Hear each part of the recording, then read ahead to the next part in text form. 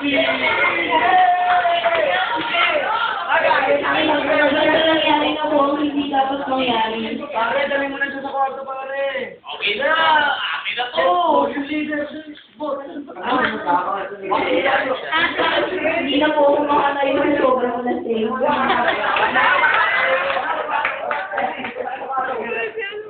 Ako muna! Okay. At na ako na ginawa. Ginawa na po niya.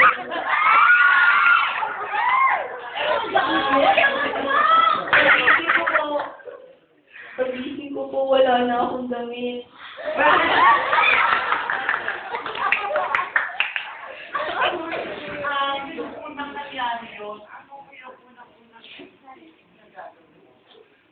Sa totoo lang, hindi ko maisip kung ano yung gagawin ko. Nalilito ako na. Paano mo na-handle? Paano mo nakayanan? Meron sa amin na isang kabarangay namin na nabalitaan ko na isang peer educator. Nilapitan ko siya at doon sinabi ko sa kanya kung ano lahat ng nangyari yung gawin niya.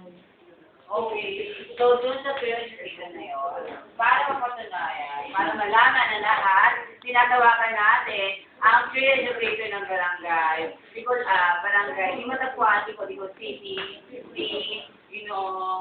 Siksha.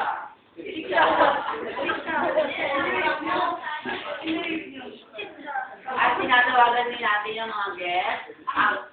Ang doktora po, barangay di matagpuan, Licorico City, Miss Phil Elakitme. At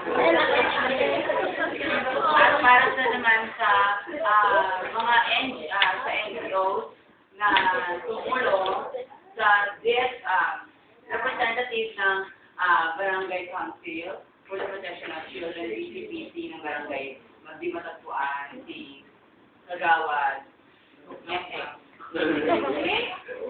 At meron po tayong inibistahan mula sa WD, kung saan tumulong din sa biktima, Mrs.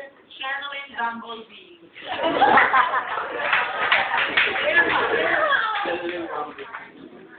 Nalilito sila para At minimpisan po kami isang president na kung saan nangyari ang kababalagan. Tinatawagan po namin si Miss Alexandra de la Cruz. ang presidente namin. At para naman sa magulang, para sa gabay at tamang proseso, tamang pag-uusap, ang tatay ng biktima, si Cruz.